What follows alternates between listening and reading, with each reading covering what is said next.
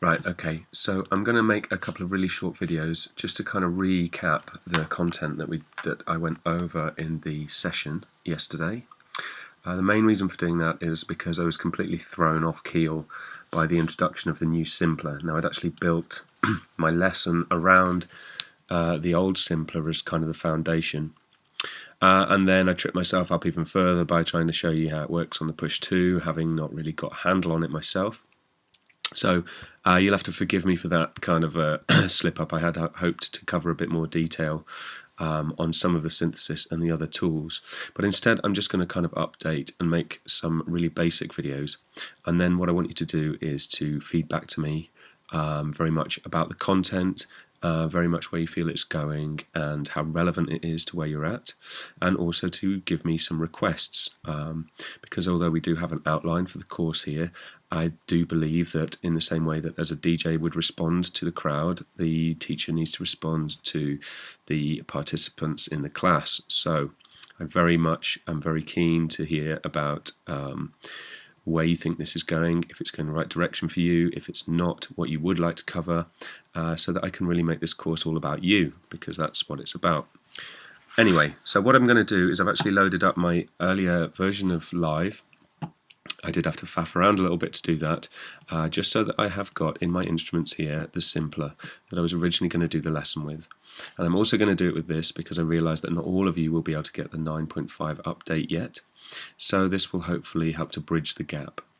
Now, Simpler is located in your instruments here, and you can just double click once you've highlighted a MIDI track, or even if you haven't, just double clicking on an instrument will load it either into an existing track that you've selected, or if I've selected an audio track and I double click on it, it will append a new MIDI track to the project and it will insert Simpler there. There is a third way to introduce Simpler, and that is to select a MIDI track, to go into your sound library, choose a sample.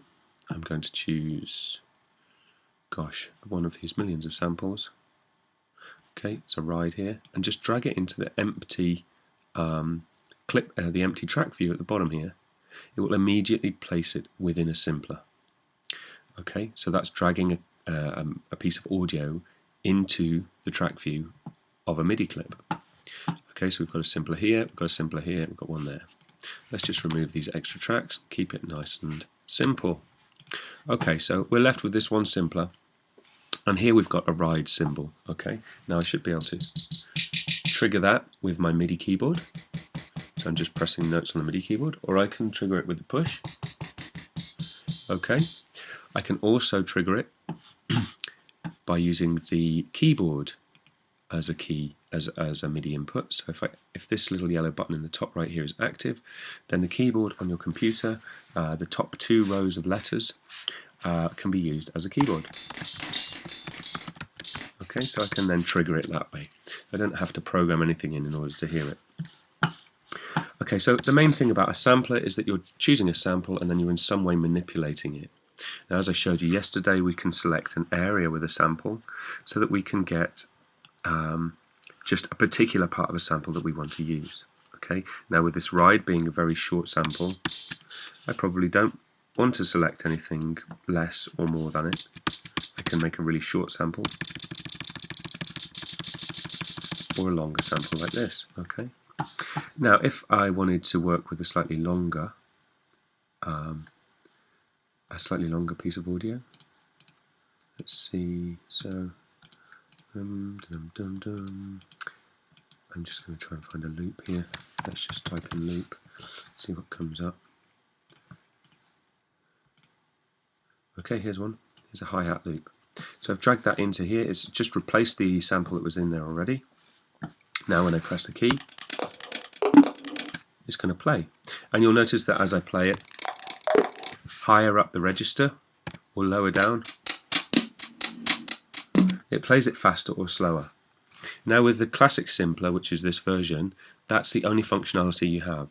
You don't have the warping functions that we have with the new Simpler that enables you to play it at different pitches but to maintain the tempo. So we're going to work with what we've got here in terms of the Simpler. And I'm just going to find that. So there's lots of little sounds in here. I'm quite interested in this little bubble here. So I'm going to use the start and end markers to isolate that particular little sound.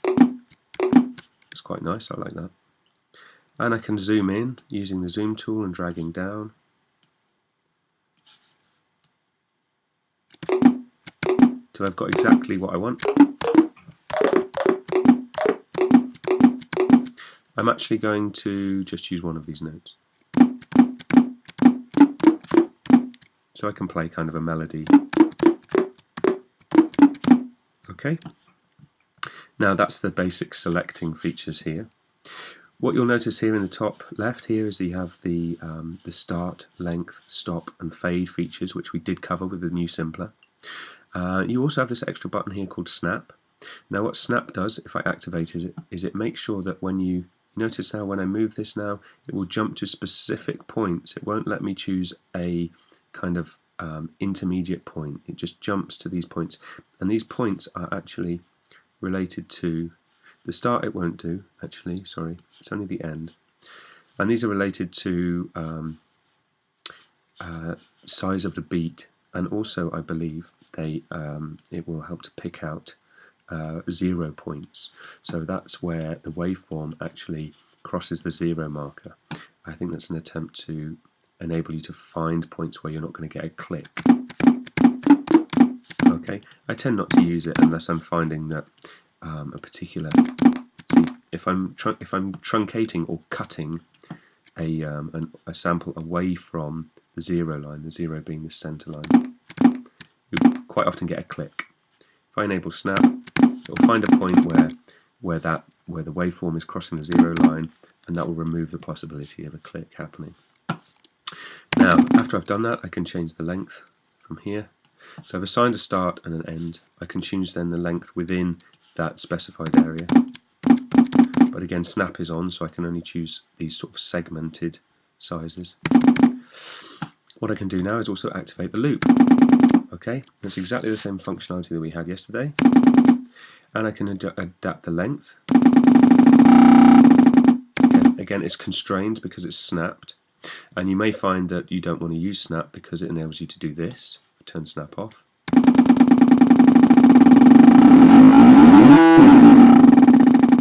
Okay, so it's quite useful being able to not have it snapped, and sometimes it's useful to have it snapped. Then I can also decide on the loop length, and the loop length will come from the move forwards from the start position. And what you'll notice is that the start is where the sample will always start from. So when I first press, I'll always get that first transient, but once the play position goes into the loop region, it will only loop within the loop region. So you can hear it's just looping this last little section. Okay, you should be able to hear how that's working. And again, we've got this fade feature here. Now, when we're on the full loop length, we won't have any, the fade won't have any effect. But if I bring the loop in a bit and turn the fade up, you can see here these lines indicating the fade. And as I explained with the other simpler, what that's doing is it's layering the beginning of the loop with the end of the loop to give you a smoother transition.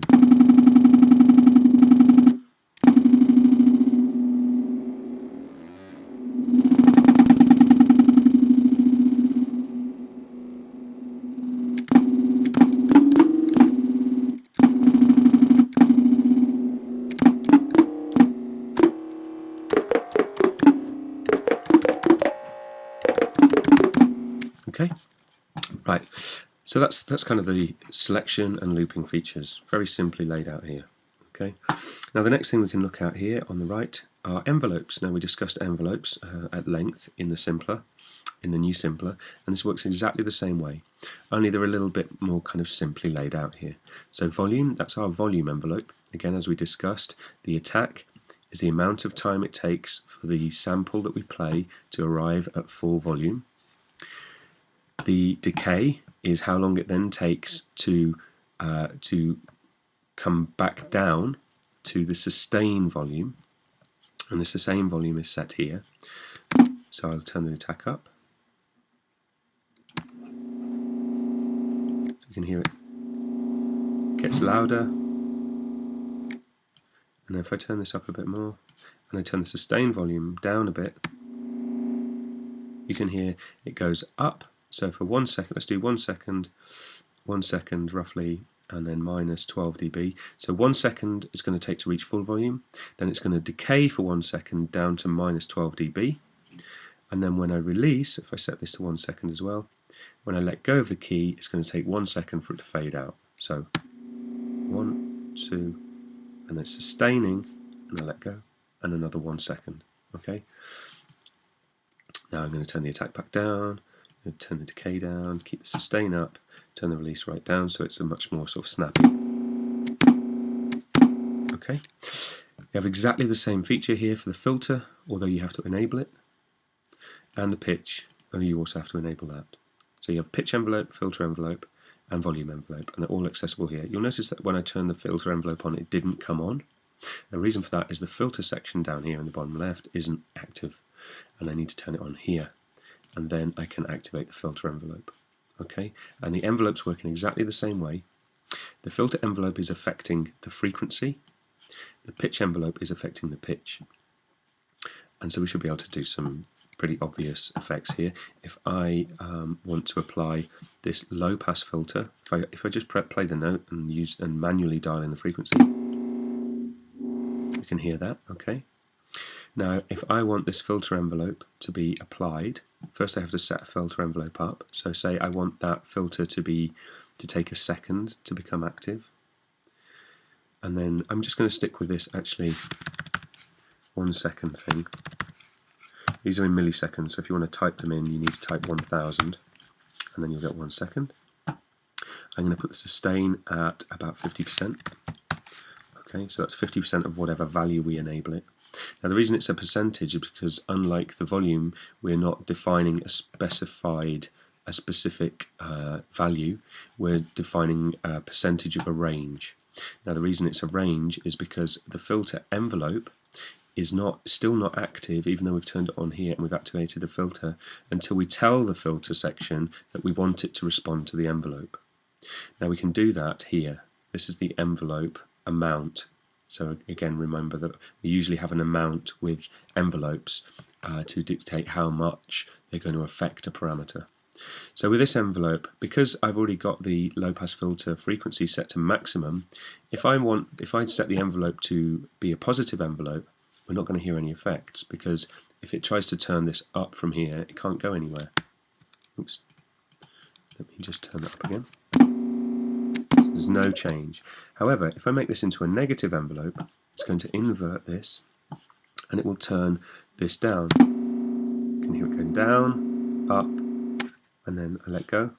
I'm just going to actually put these, I'm going to put the decay on 1 second as well, and I'll put the release on 1 second as well, so we might be able to hear that. Okay, there we go. So there you go, that's to do with the positive, negative of this envelope. Now some other features of the envelope, of the filter section here, sorry, is obviously we have a selection of filter types. We have the resonance as well.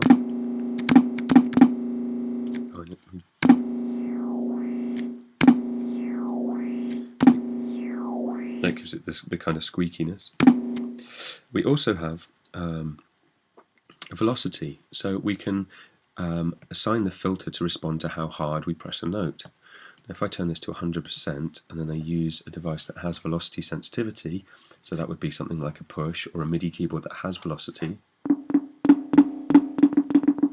Oh, and I'm going to not activate the envelope here, just use the velocity. So if I press the key gently, I'm getting a small amount of the filter being applied. If I press it hard, I'm getting a lot of filter applied. Okay. You can see how hard I'm hitting the keys using the MIDI indicator on the left here. This gives you a kind of a crude graphical representation of how much velocity. So you can see if I just tap it gently, harder, full velocity. Okay. Let me set that back to 0. We also have amount of LFO, so we can apply an LFO to the filter by turning the LFO section on and setting up an LFO. But again, we need to decide how much of the LFO is going to affect the filter once we've done that. So I think that's the next thing to do. We're going to turn the LFO on here. These settings are all pretty much exactly the same as the ones we covered in Sampler. So you can choose a waveform, so that's the pattern that the modulation of the LFO is going to take. I'm going to stick with the sine wave. We can decide on whether we're going to have it according to a specific hertz or a cyclical frequency, so how fast it's going to oscillate, or modulate rather, in hertz. Okay, hertz being cycles per second, so 1 hertz would be 1 cycle per second. Or we can lock it to the beat grid by using the sync button here, but I'm going to keep it at 1 cycle per second. Now we have an attack time here. Again, attack is how long it takes something to become full. So if we have a really short attack, the LFO is going to be active straight away. Now let me apply the LFO here, full 24. We can hear it going wow, wow, wow. Okay. If I turn the attack up here to, let's try that 1 second again. You can hear it. Initially the LFO isn't active, but after a second it becomes fully active. Let's just try 3 seconds. Okay. It takes 3 seconds to become full range. We can also assign key in the same way we can assign key here. Now key relates to what key on the keyboard you're playing. So if we turn this up to full, if I play a really low note, there won't be much LFO applied. If I play a really high note, it'll have a lot of LFO applied. Okay, there's a low one. That's a higher one. And let me just remove this attack so we can hear. That's a low one. Oh, actually, sorry, my mistake. The key here in the LFO is affecting the rate. You can hear this is kind of the slower. Lower is slower. Higher is faster. Okay, if I take the key off, then there will always be the same rate according to the frequency here. Okay, I'm going to turn this filter off so that we can hear this a bit more clearly. Oh, sorry, no, not turn it off, because then it won't be active.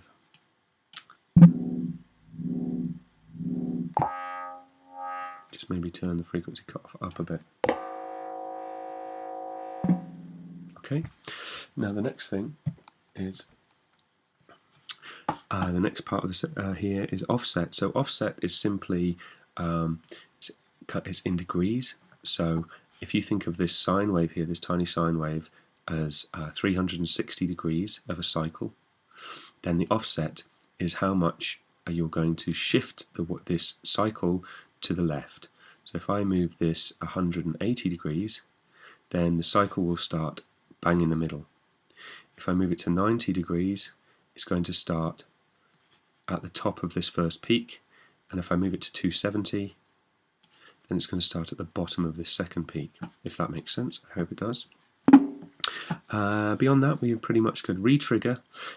Simply means that when I press a new note, it starts the LFO again from the initial offset position. If I turn that off, it will simply continue. You notice how the offset becomes unavailable because it will just continue the LFO regardless of when I play the next note. The LFO will stay consistent. Okay. Now, next section here on the bottom is kind of some more of the master functions. We've got a global transpose. That should be pretty self-explanatory. I can move everything up by 12 or however many semitones.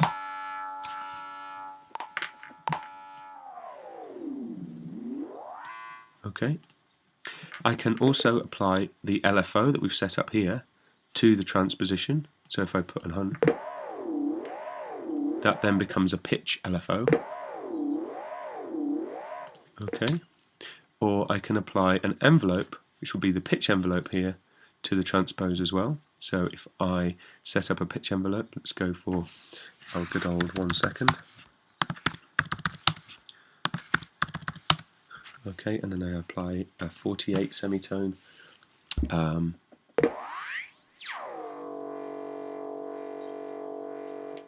Okay. And we're still hearing the filter envelope, so I'm going to turn the filter envelope off. Okay, and we're also still hearing some... Oh, of course, the filter envelope is off anyway. I'm going to turn the filter off completely, because the filter still had the LFO active here too. So the LFO is affecting the filter, and is also affecting the pitch. We've got a detune here, so we can take things slightly off semitone or off neutral tuning. And we also have a glide function, portamento and glide. Well, there you go. Let's see if it tells us in the info box the difference between portamento. Ah, there we go. Glide is standard monophonic glide, while portamento works polyphonically. So the thing about glide is that it will only let you play one note at a time, and it will slide between one note and the next, whereas portamento will let you play multiple notes, and it will enable you to slide or transition between those multiple notes. If I set this to a more sensible or longer time, we'll hear that. So that's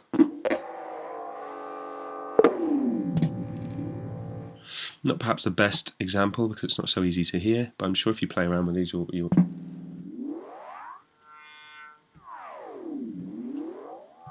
So with glide, I can only press one note at a time, and it just slides between them. With portamento, I can press several.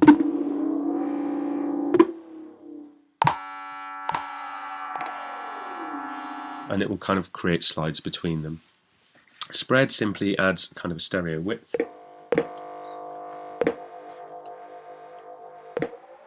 I'm not entirely sure how it does that, but I'm guessing there's some kind of very slight detuning going on of one of the channels. Two detuned voices, yeah, so it just basically detunes one of the voices very slightly. And then we have panorama here, so we can pan things left and right. And again, we can add some, here we have the option to add something random.